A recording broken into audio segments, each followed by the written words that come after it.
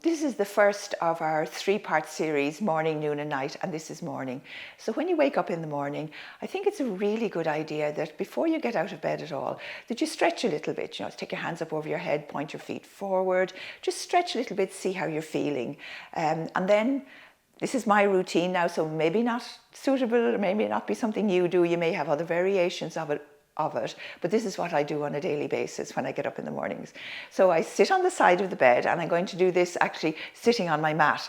I swing my legs down onto the floor, sit on the side of my bed, and I do what's called Kapalabhati breathing. And that's a breathing routine or sequence or method that we use in yoga. And I'm just going to teach you how to do that. So it's all about firing up your core, getting your metabolism working before you ever put your feet to the ground. So I'm sitting on the side of the bed. I rest my hands on my thighs. So I'm sitting with my, just not in this position clearly, but with my feet on the floor. Yeah, feet on the floor. And then I do Kapalabhati breathing. So the way we do this is that you take a deep inhale. You can put your hand on your tummy for this one. Take a deep inhale, and when you expel the air, you pull your tummy in. It's just simply working like that. So you take a deep inhale. As you expel the air, as you exhale, you pull in your tummy. The inhales become automatic, they just do, and you just worry about the exhales. So I usually do the first round of a nice slow count of 20. So I take a deep inhale, fill my tummy with air, and then I just go. And I try to keep the rest of my body still so my shoulders don't go up and down when I'm doing it. And all I'm doing is exercising my core, using my diaphragm, using the big muscle that is what's used when we're breathing. And it's a wonderfully invigorating movement early in the morning. It's amazing. Even if you're feeling very sluggish and very sleepy in the morning, it really wakes you up. It gets blood flowing to our second brain, our core, our tummy. It gets your metabolism fired up.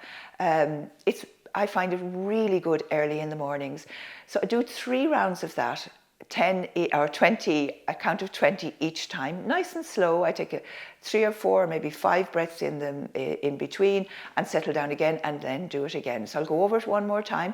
You can put your hand on your tummy, you take a deep inhale and you push your tummy out with air, and then you pull it in as you exhale. And you can feel that happening. Rest of my body is staying still, and I'm just getting my breath work settled for the day. And then you can sit then for a minute after that, let the effects of it run through your body, and you'll feel a sudden kind of influx of air or of energy into your body. It changes everything for me in the mornings. So some days you don't feel that, great when you get up. You feel, here's another day. I don't actually feel like that, to tell you the truth, I never did.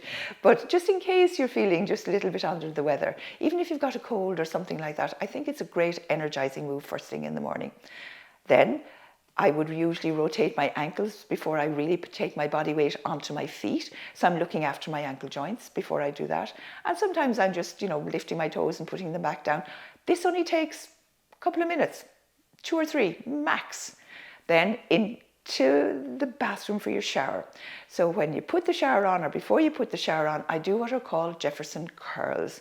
And I'll show you how to do those. And I usually do about 10 of those. And that's looking after the health of my spine and stretching my hamstrings early in the morning. And I'm going to get up off my mat. And I apologize for the slowness of this movement because I'm on a new gym program this week. And we've been working on deep squats. And I'm a little bit tight in the glutes right now. So nice struggle up onto the mat. So my Jefferson curls then. So I'm standing with my feet hip width apart, really important. So I've got that alignment between ankle, knee and hip. And I'll do it from the front first and then from the side. So I always have a little bend in my knees, not a big bend in your knees, just a little bend in your knees. You don't want your knees straight for this unless you've got super good hamstrings. But even if you do, early in the morning, it's not a good idea. So I have a little bend in my knees. I let my shoulders drop forward. I took my chin to my chest. I pull my tummy in and I roll my body down to the mat. I keep my chin tucked to my chest and I roll my body all the way back up. And then I roll my shoulders back and down. I'll show you from the side. So feet hip width apart. I tuck my chin to my chest. I roll my shoulders in. I have a little bend in my knees. I roll myself all the way down. And I can feel this in my hamstrings. I can feel it through my back. I keep my chin tucked to my chest. I keep my shoulders forward. And I'm going to roll myself all the way back up. And I take my shoulders up, back and down, and drop my shoulders down. And I do about 10 of those. Again, it takes less than a minute, 30 seconds maybe, max, to do something like that. And I would do about 10 of those before I have my shower. In the shower, there's always something you can do in the shower. So I think you should use your hand to the side of the shower. I would stand on one leg. So I just put my hand to the side of the shower, make sure it's not slippy in the base of the shower. And I would just take my right leg up. And what I'm doing here is I'm working on my hip flexor on my right hip, and I'm working on the strength of my ankle on my left side. And I would just hold it for just 3 or 4, maybe count 3 or 4 or 5 or 6 or 7 or 8 or 9 or 10 or whatever. And then I would switch over, turn around, of course, and I would do it on the other side. So really, really basic. Down to the kitchen or over to the kitchen or wherever your kitchen is placed, I would then, as the kettle is boiling, I do something for my bone density and just to energize through the body, to work on your calf muscles and your ankles. And I will hop 120 times, right, on both legs. So this may seem a little bit extreme to you, but what this does for you is just extraordinary. You might say, why 120? Well, you're usually 2 hops a second, so that's a minute, right? So you mightn't start off with a minute. You might start off with 60, and it might seem outrageous. The one thing I would advise, though, is that you actually, piddle first. Yeah. Absolutely. Otherwise, there could be little accidents or something like that. So you can either do it with your hands on your hips like that, or you can do it, if you're a yogi kind of person like me, you could do it with your hands to your heart, right? Hands on your hips, and you're just going to hop. So I'm just going to show you why it's so good for you. So if you take it from the side, you never hop on the whole sole of your foot because your body doesn't work like that. So you're going to be hopping on the ball of your foot, and you can think what that does for you. It's going to get your calf muscles working, and for most of us, our calf muscles are not developed, not well developed, not strong. So I'm only going to do a few of these now, and we're upstairs here, so I'm not sure if this is going to, how noisy this is going to be. So you're good. Feet, again, always hip width apart. I would never hop with my 2 feet close in together. So feet, and I just go hop, hop, hop, hop. That's literally all I'm doing. Really simple little movement. But if you look at, I'm getting extension, contraction, extension through my legs. I'm energizing through my body. And for bone density, for the health, the elasticity of your feet and your joints and your ligaments and your tendons, you really need this kind of effort through your day. Okay. All of that built into your morning routine is not going to take you a long time. It's just going to be something that becomes normal part of your routine. One more thing that I do in the mornings, you're going to think I'm absolutely outrageous, but the other thing I do in the morning, and it may irritate the people around you, but they'll get used to it, believe me, and sometimes they'll be doing it with you as well. When I'm brushing my teeth, I try to brush my teeth with my left hand. I'm right-handed. I try to brush my teeth with my left hand. It's much easier when you've got an electric toothbrush, harder when you're using a manual. And I usually try to stand on one leg when I'm doing that, right? So again, I'm working on balance. I'm all over the place with balance today. But as you age, one thing that deteriorates, probably in my experience, a little faster than other things, is your balance. And balance is so important in every aspect of our lives. I don't mean just, mental and emotional balance, but physical balance, to be able to balance.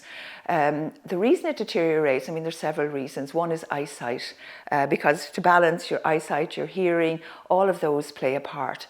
But you can work on it, and it will improve, and it does improve. But you need to work on it on a regular basis. So just to go back over that, my routine, when I get out of bed in the morning, well, I stretch first, always. Out of bed, sit on the side of the bed, do my Kapalabhati breathing. That's 3 rounds of 20 each. Take a break between them, really important, so you let your body re-establish itself, let your breath come back to its normal rhythm. From there, I do my Jefferson curls, remember those? And that's for the health of your spine and your hamstrings. From there, downstairs, hopping. So I try to do 3 rounds of 120.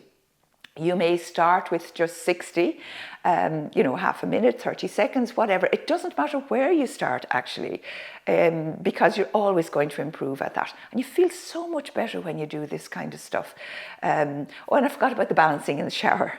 But I add balancing in twice. I add it in the shower and I add it when I'm brushing my teeth, because I think they're really important.